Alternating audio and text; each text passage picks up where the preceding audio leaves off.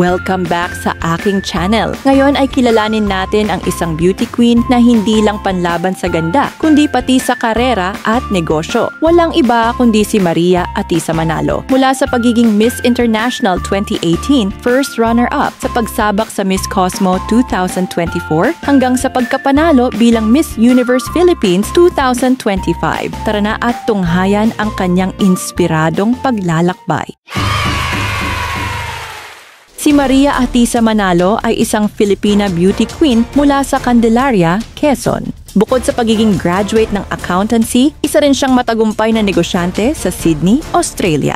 Siya ang may-ari ng dalawang cafe, Cafe Noun at Call Me Harris, na kilala sa kakaibang konsepto at masarap na pagkain. Pero hindi lang doon nagtatapos ang kanyang negosyo. Malaki rin ang naging papel ni Atisa sa pagbuo at pagpapalawak ng mga kilalang food brands gaya ng Koomi, Oh My Greek at Zig Foods. Ang mga ito ay may mga sangay na hindi lang sa kanyang home province sa Quezon, kundi sa buong Pilipinas at maging sa ibang bansa. Isang patunay na si Atisa ay hindi lang beauty queen, kundi isa ring global entrepreneur. Noong 2018, kinatawan ni Atisa ang Pilipinas sa Miss International na ginanap sa Tokyo, Japan. Sa murang edad na 20, umani siya ng papuri dahil sa kanyang taglay na ganda, katalinuhan, at graceful na presence. Tinanghal siyang first runner-up at kahit hindi na iuwi ang corona, buong bansa ay nagbunyi sa kanyang tagumpay. Para sa maraming Pilipino, siya ang tunay na nanalo. Matapos ang kanyang tagumpay sa Miss International, tumutok si Atisa sa kanyang career at mga negosyo. Ngunit hindi pa rin nawala sa kanyang puso ang pageantry. Kaya noong 2024,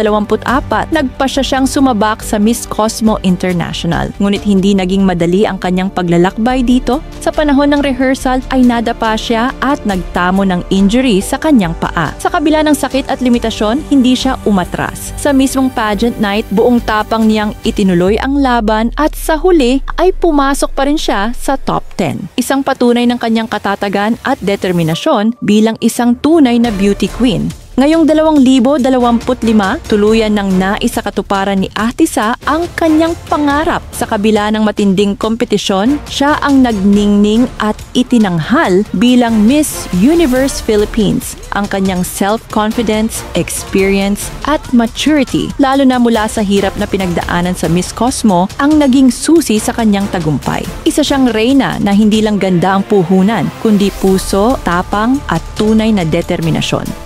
Ngayon, si Atisa ang magiging kinatawan ng Pilipinas sa Miss Universe 2025.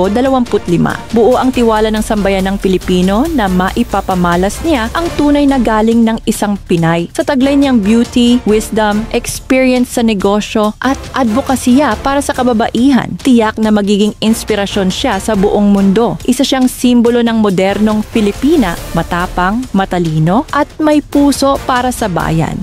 Mula Miss International First Runner-Up, Miss Cosmo 2024 Top 10, finalist na dumaan sa matinding pagsubok, entrepreneur sa Australia at Pilipinas, hanggang sa pagiging Miss Universe Philippines 2025. Ito ang kwento ni Atisa Manalo. Patunay na kapag sinamahan ng sipag, determinasyon, at puso ang isang pangarap, tiyak na makakamtan ito. Kung na-inspire ka sa kanyang journey, huwag kalimutang i-like, mag-subscribe at i-share ang video na ito. Salamat sa panonood. Hanggang sa muli!